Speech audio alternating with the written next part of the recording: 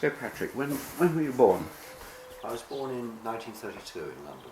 In London. In London. Tell me, you mentioned something about your grandparents being peasants. Tell me something about your family. Yes, both my parents were migrants to London after the First World War.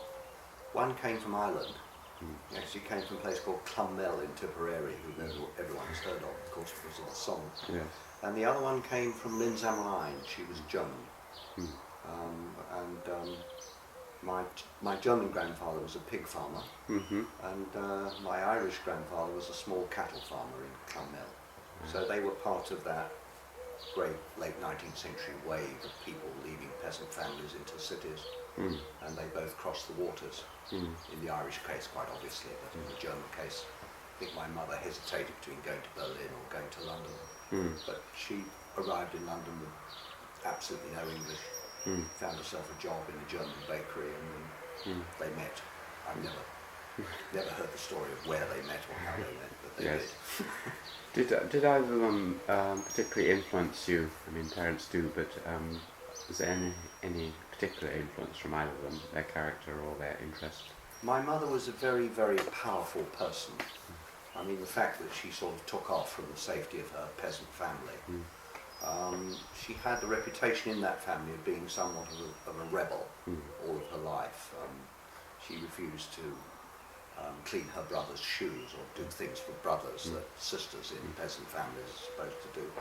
She was also red-headed, which amongst peasant families in late 19th century Germany was considered to be a slightly evil sign of evil, and so she was much teased and maligned at school, and so I think she felt she wanted to get out of that particular ambiance of her family.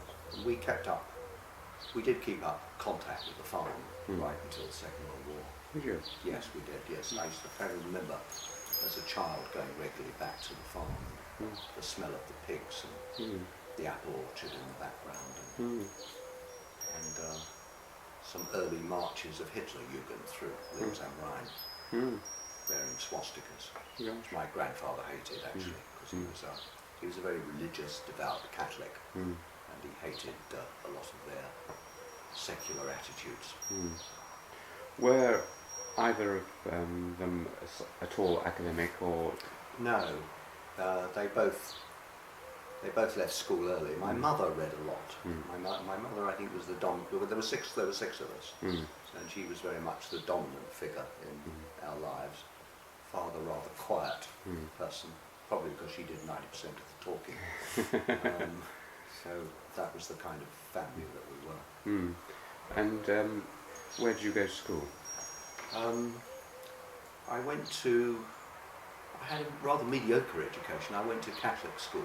I was raised as a Catholic. We were regularly to Mass. It was quite a religious family, at least on her side. She retained a strong affinity with the Catholic Church. One brother became a priest. Yeah. I went to a series of primary and secondary modern schools, and left school at 16. Did you? Yes, and then it was in the army that I really decided I wanted to educate myself. So I started reading there. So you were fighting in the Second World War? No, not as. This was national service. I was in the British infantry. Not that old. No, 50 to 52. Oh, I see. Yes, I could have been sent to Korea, but somehow escaped. Yes. I escaped from that. Yeah. So you were doing your national service? Yes. Where did you do that?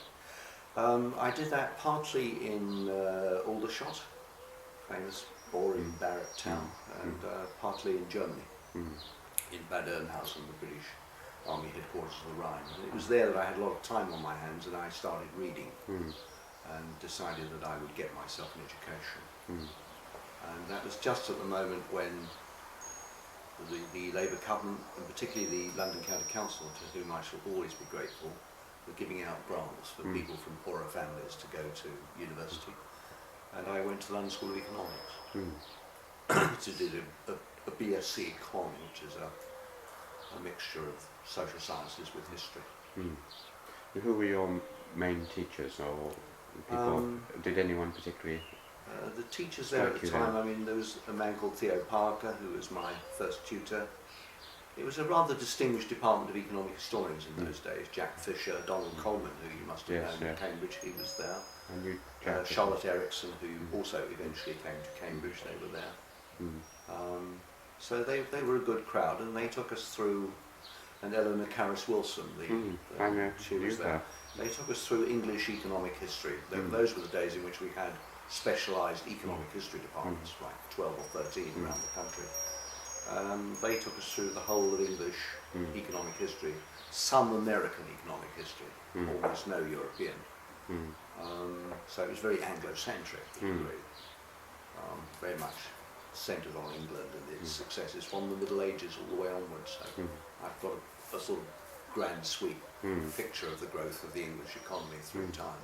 Very useful. But not really in comparative perspective. Something on the Empire, something on the United States, that kind of thing.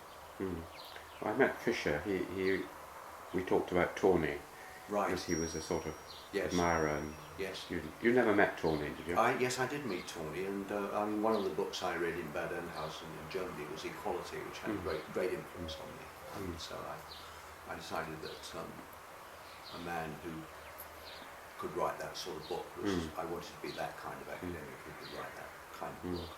Yeah. How did he strike you when you met him? He was rather old and rambling in those days, and you know, he was really quite eccentric. I might just mention one story with Jack Fisher, since you mentioned him. And at the end of my degree, I could have stayed on at the LSE to do a PhD, and this is a typical kind of Jack Fisher sarcasm. But I got an offer from Oxford to go to Nuffield. So I went to see him and I said, Jack, I'm wondering where to go. Should I stay here and do a PhD in the department, or should I go to Oxford? And he said, well, a man of your undoubted arrogance should start at the bottom. I suggest you go to Oxford. So you went to Oxford? So I went to Oxford and I did a DPhil with Habakkuk. Did you? Yes. Hrothgar himself.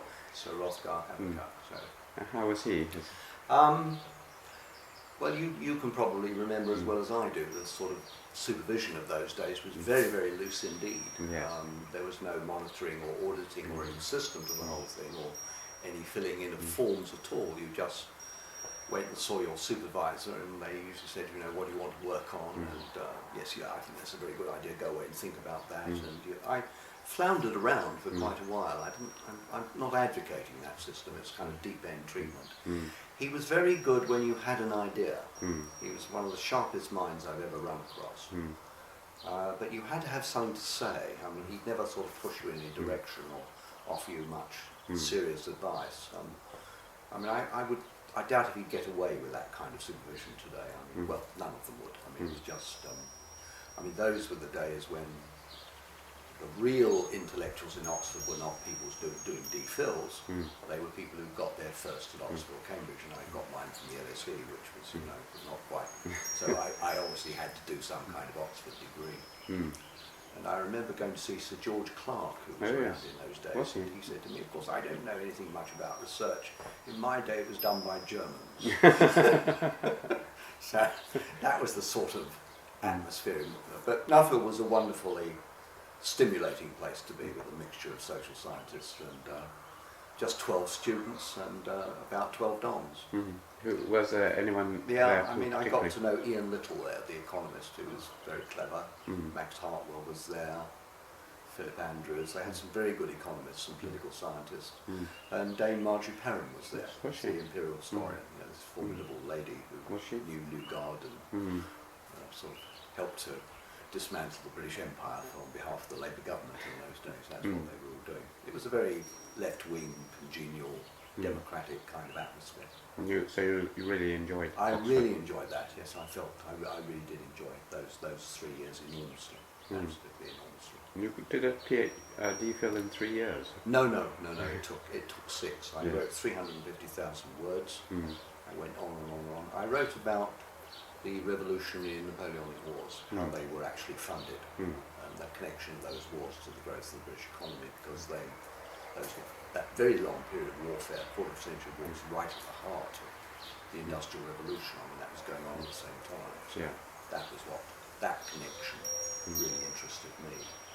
and how they managed to win that war against all the odds Mm. and sustain the funding of that war for 23 years. Mm. So that's what the DPhil was about.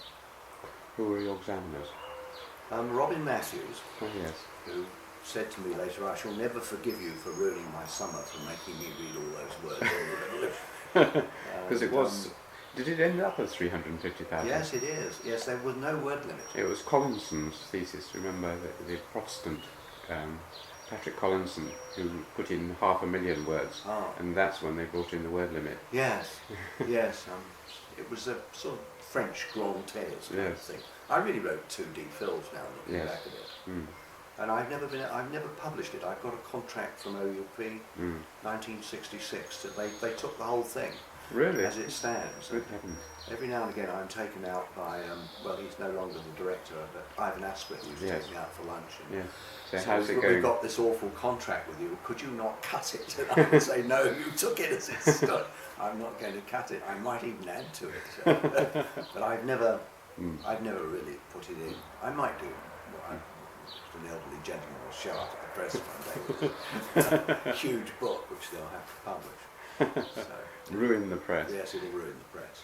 Yes. Um, It'll be £100 book at least. Yes. Yes. Okay. So when you finished the DPhil, what did you then go on? Well, I was rather tired of economic history, or doing something that I regarded as mildly irrelevant in those days. I was a Bevanite socialist, if you want to sort of locate me politically in those days, on the left wing of the Labour Party. And I was becoming more and more interested in the poverty in the Third World. And it was about that time that the British state, we were talking about this over breakfast, was developing area studies for South America, for Russia and East Europe, for Africa and other parts of the world. So I applied for a fellowship that was going at the School of Oriental and African Studies. And the initiative to seize this money was taken by Sir Cyril Phillips, whose work you might know on India, famous Indian historian. And he set up a department of economics and politics.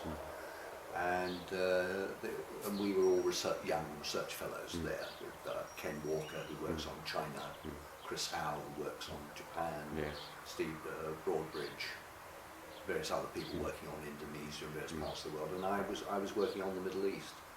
So, I mean, the first couple of years there was really spent in intensive learning of Arabic, which I was never very good at. Really wasn't very good at it. Fortunately, I did it with my wife, who was extremely good at it. Which was Cassie. She kept me going. I mean, she made me learn. We learned these 50 words every night together, and this dreadful script that you had to cope with. And, I was always very slow. I never took to it easily. So, and then we went off to Egypt. Did you? We spent a year in Egypt, 1963. We spent the whole year, and I was attached to the Institute of National Planning in Cairo. And there was a number of distinguished economists there from all over the world, including Bent Hansen, the famous Swedish economist, and we were writing sort of papers for NASA's first 5-year plan. And we were all very taken with this. We were very taken with this young country, with this socialist leader who was going to take the country somewhere. Alas, he disappointed us all. We got terribly interested in geopolitics, bombing the Yemen, and, doing what military men do best, is sort of trying to enlarge his power in the Arab world, and to become the leader of the Arab world, and forgot all about the Egyptian economy. So they nationalised a great deal of stuff and made many mistakes. So, they did some good, but the main problem is the population growth. Yes, it really huge. is huge. You've looked at Egypt, probably phoned down the Nile, you can just see what it is. It's just one long green strip. And that's the problem. That's all they've got. That's all they've ever had. Yes. So I wrote my first book on the transformation of the Egyptian economic system under NASA. So that was my first book. So I was very, very good. I was a kind of development economist. I was moving in that particular direction. And then, so how long were you out there for? I was at SAIS for a decade. You got, he was only on the fringe, but as he was my supervisor, Christoph von Führer-Heimendorf, did you meet him? Yes, I did meet him. I mean, they were the most sympathetic department. The history department was moderately sympathetic. The anthropologists were very sympathetic to the intrusion of other social scientists into what had been a college really for the training of colonial civil servants and for people training in difficult Oriental languages, which do take a really long time to learn. Yeah. And they were really rather scathing that we were real scholars. In fact, I remember one of them, the professor of Sanskrit, coming up to me and asking, "Are you training people to work in banks?" So that was his idea of what economics was really about. So it was that kind that had that sort of rather, which is now completely transformed, of course. Yes. Adrian Mayer must have been there. Yes, he was. Yes, he was. He was one of our great supporters. Yes, he really was. And Heimdorff was also a great supporter of bringing in more social science into the study of the Third World. Did you form any impression of Heimdorff's character? No, except that everyone called him the Führer for some reason. Yes.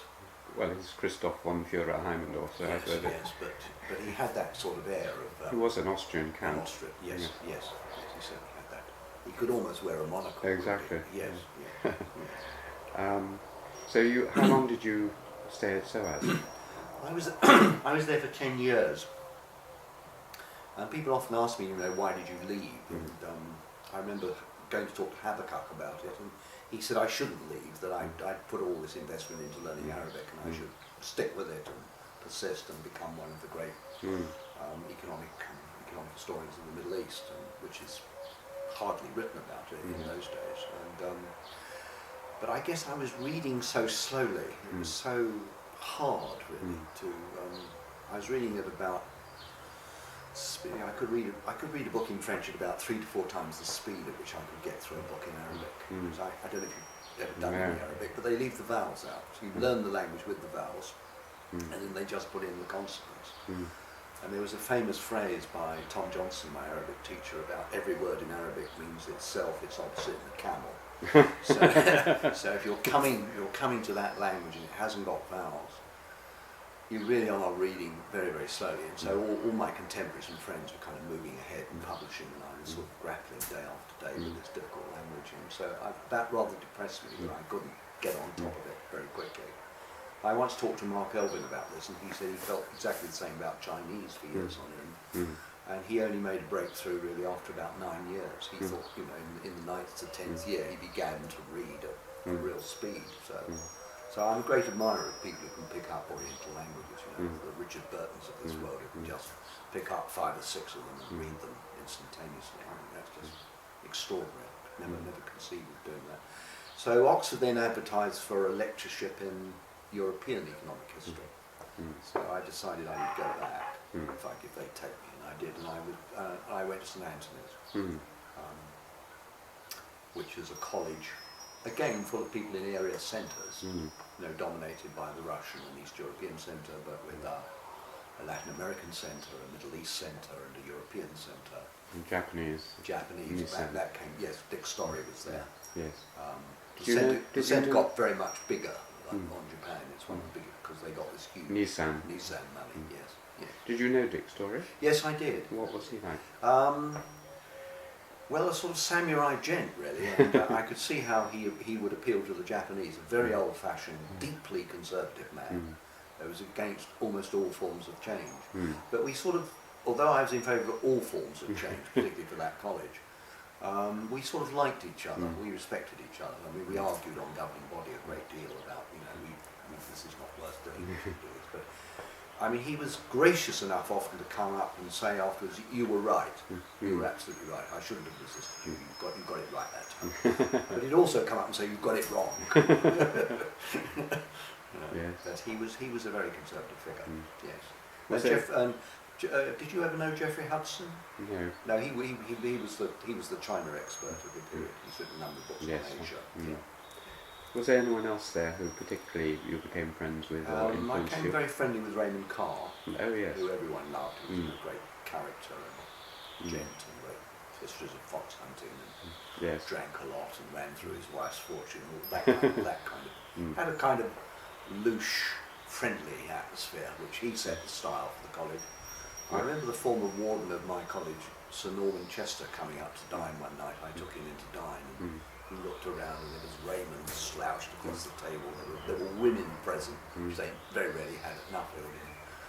There was people leering at these ladies who were present, and he said, "This college could not be defended before a royal commission." Which it was. It had a sort of loose atmosphere, which all changed when Ralph Darrendorf took it on.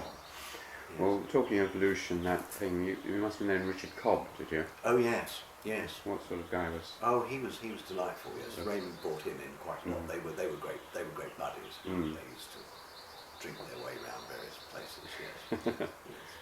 Yes, they were very big drinking days. I remember. You weren't expected as a young fellow to go home. And when Harold Macmillan became Chancellor, it also became one of his favourite haunts late at night.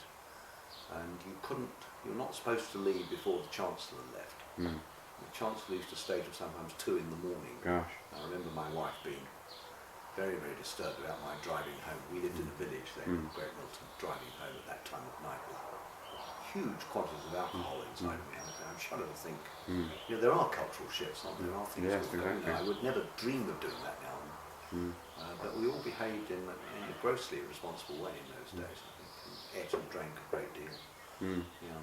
Did you know my tutor Harry Pitt at all then? Yes, I did. Yes, yes. You know, I sort of taught economic history across the colleges. I mean, the economic history was a kind of subsidiary or further subject for historians that they could take. So I think I taught for most colleges in Oxford and got to know the history dons. And he was always very sympathetic to economic history, and he thought that the young ought to do that. So he'd always ring me up and say, "I've got a really bright chap for you, Patrick. A really bright chap. You'd really enjoy him." So, yes, I liked him. Did you know Gordon?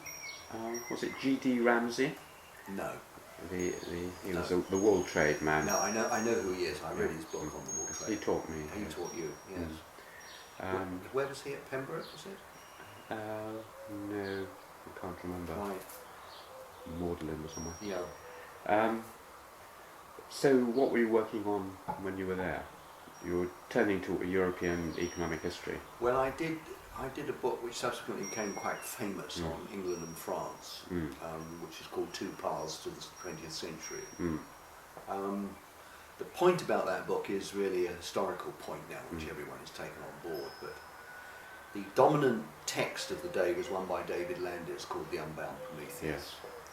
And the way to write European economic history was to start with England and then use the diffusion model, essentially, which is familiar to many subjects, including anthropology and archaeology and all. And so England was the first industrial nation, which you had to explain, and then you had to explain why the retarded other across the water was so slow to take it up. And France was the primary case. And so if you read that book, that was the way and it's a very simple way to write economic history. Yeah. When did they take up British things and why were they so slow in taking them up in the first place? I never quite believed that. I did believe that every country did industrialise in its own particular way within its own culture and institutions, and that there were several paths that could be taken. An idea formulated in a model by Gershenkoll, those collections of essays and ideas. So I took that up and I did a lot of, and at the time I was writing the book, the cliometric revolution was in full swing. And the notion there that the cliometric revolution was the notion that economic historians ought to read a lot of economics and they ought to quantify and use rather sophisticated technical ways of measuring things. So I did a lot of measurement of just which sectors was France backward compared with England. I mean, was it industry or was it agriculture or was it the service sector or where were they backward? So that was the first task, and then to try and explain the origins of this backwardness, if indeed it was backwardness. So the first major discovery of that book was they weren't that backward. Yes. The gap in per capita income is nothing like the gap that you and I have been working on in recent years with the East and the West. It's not that kind of gap at all. And if one went back to the 17th, late 17th, early 18th centuries, for a long time, the two countries were running neck and neck. So there were all kinds of explanations for that. But the basic explanation was that they retained a very, very large share of their population in villages and in agriculture. So their industrial sector was never backward compared with the English industrial sector. What they did industrially, they did extremely well and productively and profitably. On the other hand, they had this huge peasant economy, which remained very large right down to the First World War. I mean, people just stayed in villages, that's the first thing. Same thing about the French is they don't migrate. I mean, they're one of the few countries in Europe where the immigration rates across the Atlantic are extremely low. I mean, so obviously some contentment's going on there. They're quite happy to stay in these villages. They've been given a lot of rights during the French Revolution to their land, the peasantry. I mean, they gained a lot from the Revolution. And they stayed there, and they went in for a pattern of kind of village industrialisation, of crafts around the village. And I've recently written a paper on French travellers to England in the early 19th century. And they were, to a man and a woman, a lot of them came to have a look at the English system. They were absolutely horrified by it. This is not what we want in France. We want to pursue our own ways of doing things. You know, although clearly we need some steam engines or the English puddling process or a few things, but we don't want Manchester, we don't want Liverpool, we don't want these kinds of that urban sort of civilization. So I think there's a deep cultural sense that they don't want to emulate the English way. And it would have been very difficult for them to do so because they had really fallen behind as a result of the long wars. I mean, Napoleon was a disaster for the French economy. I think had they continued, you know, the gap would never have widened to the extent that it had by the 1840s. I don't think that could have happened. So I got, you know, very interested in that. And also, I mean, the other point about the book was that, you know, how was it that the English, I mean, I think you've heard me say these things, but how was it that the English in the 1820s had such a huge share of world trade? I mean, is this, as Ashton says in his classic, that, you know, we were the first industrial nation, we learned how to do things, we had these artifacts, we had these technologies, and the rest did not. I think the answer to that has a great deal to do with very heavy investment in the Royal Navy. Well, I'm saying things that you've heard me say before, but I'm just now working on the Navy and why it was such an efficient Navy in relation to all the rest, and how we came rather late to the Atlantic economy. And first of all took away the Dutch share, and then we fought all those, you know, the Second Hundred Years' War with France. And we simply took the Atlantic economy, and that pushes all those maritime cities, especially London, up to a plateau of possibilities where a lot of these technological breakthroughs became almost inevitable. And in that process we became the leading commercial power in the world, both in Asia and on the Atlantic economy. And that the investment in naval power, if you look at it, is truly massive. And we have a bigger navy than any other two powers in Europe from the 1690s onwards. You know, so we can take on any two powers. And the state really does think about the navy a lot. And it's a very, very fine navy. There's no doubt about that. Based on a coerced workforce. It's very odd. You know, these young gentry officers given all their prize money and the incentive to get into the aristocracy that way. So the whole incentive structure for them is very strong, and then below them is this massive coerced labour on English ships. And the whole thing works, and it gives you defence. On the one hand, it gives you perfect defence. No one can ever get on the beaches, and it also gives you that since you've done that, it gives you the possibilities of mercantilist aggression. You know, you can wipe out the Dutch, and you can see off the French or anyone else who wants to challenge you for command of the oceans or for world trade. So, hence London, the city, Liverpool, Bristol, Hull, all of that is all partly military. So, I'm beginning to see the clash of these two states in that first book, and I've worked on that quite a lot ever since. So I think you have to have power as the mercantilist. You just say there is power and profit in the 18th century. Power is very important as well as the profit. Fascinating. So you were lecturing at Oxford for how long? I was there 20 years. 20 years? Yes, 70 to 90.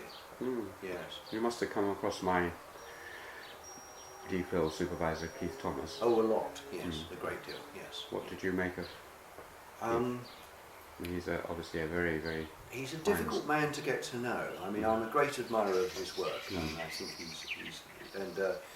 he was a strong supporter of economic history, and a strong supporter of a reform movement that I was in with Robin Briggs and others about reforming the history syllabus lot to bring in more social science in the first year. And he was a strong supporter of a course that Richard Smith and I were advocating in quantification, that all historians should really learn how to quantify properly, at least up to the level of linear regression, really know how to count.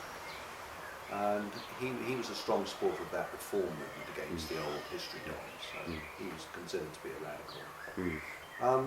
Not a warm man. I mean, I never sort of got on.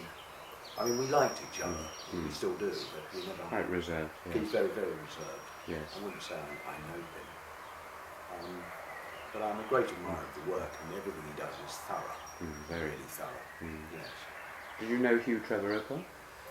Yes, I met him on and off. I don't think he was terribly simpatico to economic history. No. We sat on various committees together. He was always outrageous, very amusing. I mean, you knew if you were on a committee with Hugh Trevor Roper, it was never going to be a bland occasion. No. No. And he'd be drawing, scribbling pictures of the other fellow committee makers. I remember one classic occasion when we used to have to interview people to get their postgraduate scholarships. And he was chairman of the committee, and you'll remember his attitude to people from Balliol, very well. So we had this young man came in who should be nameless, who got the star first of his year in history from Balliol. And Christopher Hill wrote that this was the cleverest man I ever taught. Cobb clearly thought he was a genius, and Prest thought he was an absolute wonder. So we came in, and this young man from Balliol came in his green velvet jacket with a floppy green bow tie. We interviewed him, and Peter Mathias and I were both on this committee, and he wanted to do something. He wasn't quite sure what he wanted to do. He might work on China, he might work on Japan. On the other hand, he was interested in music, and he might head towards philosophy. He didn't quite know. He was one of these guys. Clearly knew he was brilliant. And when he left the room, Hugh always opened the batting on these occasions and always laid down the parameters for discussion. The man's an absolute idiot. Can't possibly take such a man. So I said, look, how can we ignore these three references? And Christopher Hill's the best student. He's a liar. What about the reference to Cobb? Drunk. Pressed. Idiot. So that was the style. So, you had to sort of know Hugh. But Peter Mathias and I, we just wore him down. We weren't going to have that. But that was I always remember those occasions. Very funny. You must have known Christopher Hill. Yes.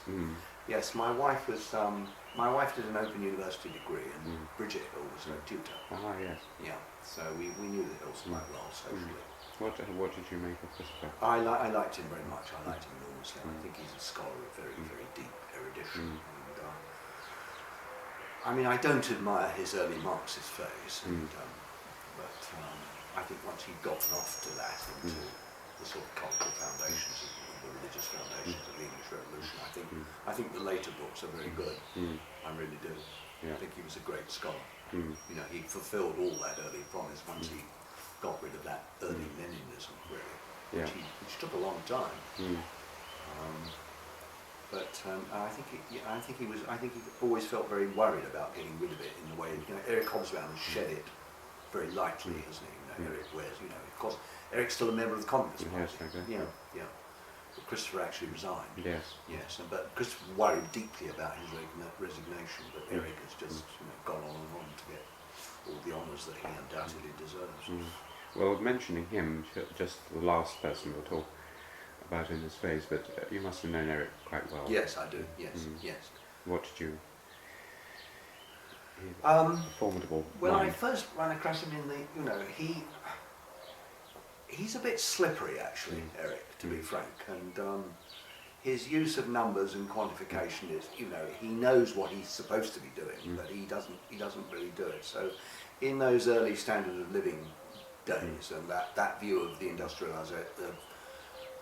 Revolution as a period of total immiserization of the English working class, which he held on to for a very long time. He was producing some rather slippery arguments in those debates, I think, in those days, which, were I suppose I was becoming much more influenced by American economics and American statistical methods. I just thought he was he was just not up to it. Mm. He was just not up to the standard, the intellectual rigour required to deal with a debate of that kind. It got beyond the kind of ideological, rhetorical posturing that marked the early phases of that debate, and where it became a matter of serious measurement. Mm. And he just refused to engage with that in any serious way. Mm. So I think he was wrong about that. He was wrong. Mm. When at the end of Oxford, you presumably went to the Institute, is that right? Or Yes, was there something in between? No, there was nothing in between. I became steadily more European. Went around various European professions and got interested in Italian economic history. Spent a little bit of time at the University of Venice. Went to France quite a bit. And I suppose a lot of my thinking became quite Euro. And I suppose one of my intellectual programs is to place Britain in a kind of European context. So that's, it was a natural step for me to sort of move on from that to place Europe in a global context. I'm a great believer, I'm a great admirer of Mark Locke and the comparative method. I'm a great influence on the way I think about the world is Mark Locke. Yes. Definitely, yes. And the Annales School?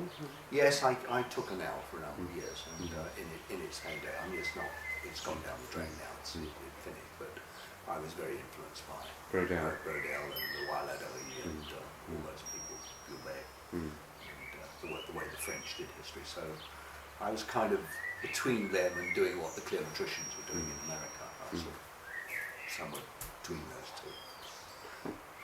What was it like being, you were head of the Institute of Historical Research at a difficult time, and towards the end anyway, when London University was being reorganised? Yes, I arrived just at the moment when the colleges were seizing power. In other words, they seized their money. The money, it was a federal system in which all the money went into that great building and was distributed by the bureaucracy. And eventually the colleges revolted, and they have all become mini universities. They revolted first on the syllabuses, that there was a thing called a London degree. Everyone wants to hang on to the label, but they want to put into the degree what suits Queen Mary College or Goldsmiths or wherever. So that had gone. And then when I arrived, the money was going. So the problem was what to do with the centre of the university. We had this gargantuan system based on the idea of federalism. It's like, it's almost like the breakup of the United States. What would you do with Washington? All those buildings. And at the centre were these institutes, which they'd set up in various fields, institutes of advanced study. And I was the director of the Institute of Historical Research. So the problem then was, were we going to survive? What was the point of these institutes? They were there to bring historians together from all over London. And so we sat around with the Vice-Chancellor and conceiving of some kind of school of advanced studies into which all these institutes would fit. Hang on to the library, hang on to the building. It's all survived in the way that English institutions tend to survive. I'm not sure it should have survived, actually. I'm not sure that a federal centre without a federal university makes a lot of sense. But anyway, the heads of colleges get together, and I think it's a place for ceremonial. And it has a rather good library, which I became chairman of the library committee. So one of my tasks was to try and save that library by getting money out of the colleges. It's like the centre always asking the states. Yes, it's like the United States in its early days, where all federal funds came from asking the states for money. So that's what London now is. Did you enjoy being the director of the Institute? Yes, I did up to a point, and it certainly broadened me out. And I used to go around the seminars and pick up bits of medieval history.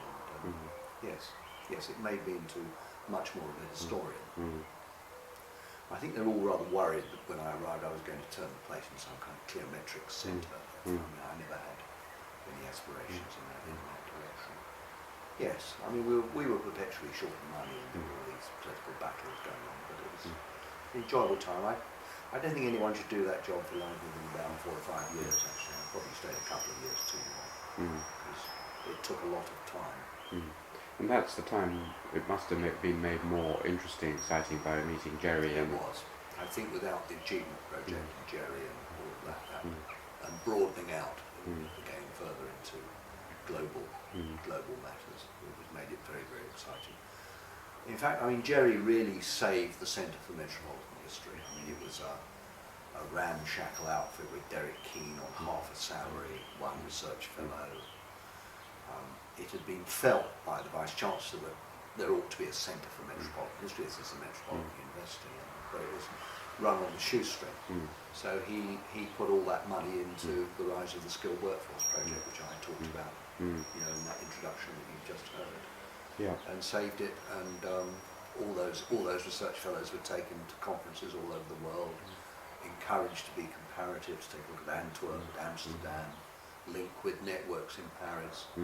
I mean, Jerry was a great man for getting people to network all over Europe and Japan, if possible.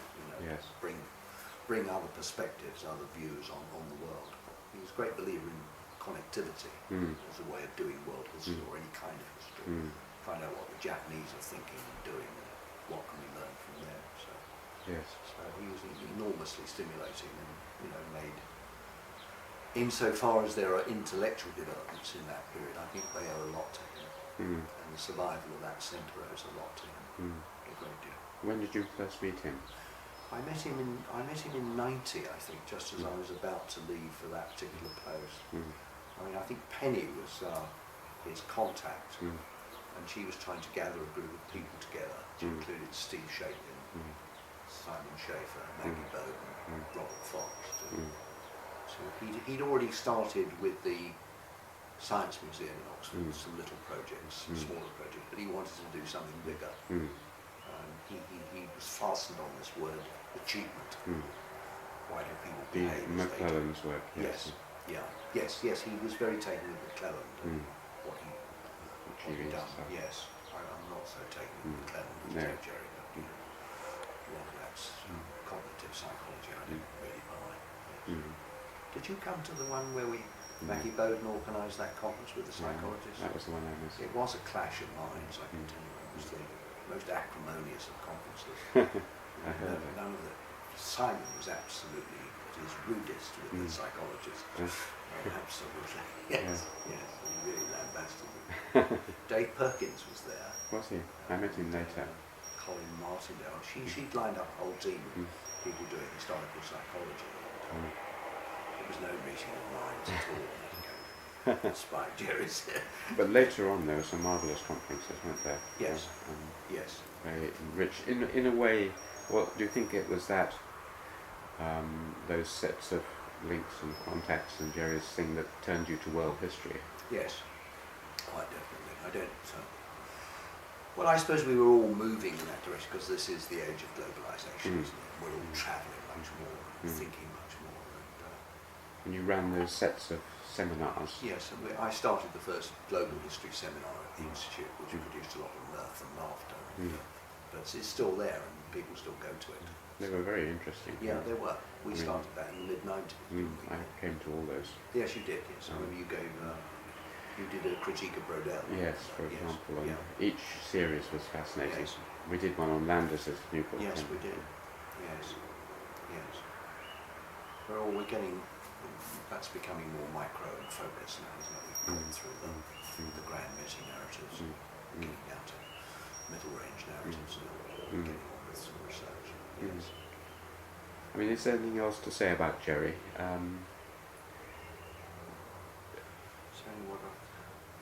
I think he's been one of the most influential people in thinking the world.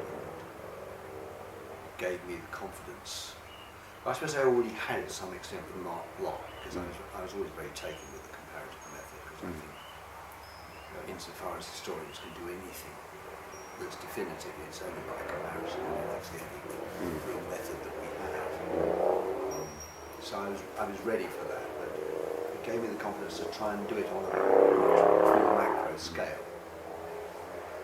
I suppose as you get older, you're in a hurry, so you want to talk about Europe, you don't want to talk about Earl's Cone. You don't want to do, you want to do some of that, because you've got to learn to draw before you paint. But you need to, you're trying to reify and aggregate upwards and tell a bigger story, get back to the stories.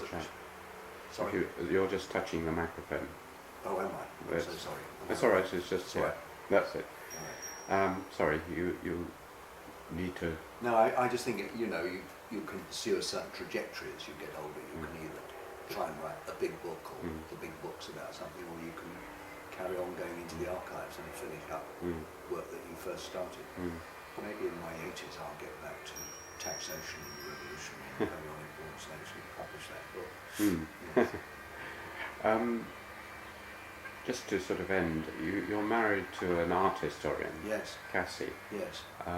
Was there anything you'd like to say about Cassie's influence or your family in that way?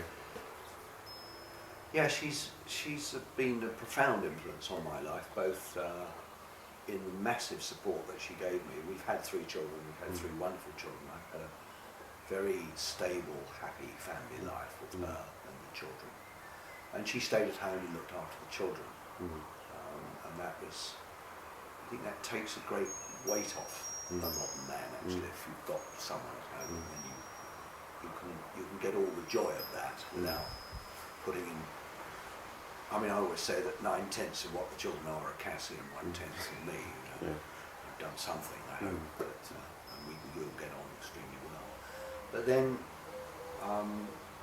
when they got into their teens, she sort of went back to art history and became a lecturer in the further education department at Oxford. And I think going around art galleries is something all historians ought to do, because if you're looking at those great paintings, they're trying to tell very big stories, aren't they? If you think about them, a lot of them are. Yes. Not the more modern abstract art, which is getting back to what I call the drawing phase of art, but the big picture. And thinking about history as an art gallery, the paintings and the developments of movements, I think is a very helpful way of thinking about developments in history, and the way history goes from the big to the small and back again, the long cycles in historical scholarship. So I think it made me want to think big. If you look at great figures in the history of art, they were thinking about very big, very important questions, like the question you were raising for Lily. Those very big questions, and they were trying to answer them concisely and simply within the technologies that they knew about. Some of them did it very brilliantly. I mean, you could see, when you look at a Michelangelo or a Da Vinci painting, whole messages come over to you about how to look at the world. And that I think has been an enormous influence. And also on our children. I mean, we made them, she made them come around our galleries and look and think. And they do that now on their own. They protested at the time, but they just do it. They don't go anywhere without going in the local art gallery and doing it. So we owe all that to them. That's a lovely note to end on. Thank you very much indeed, Patrick.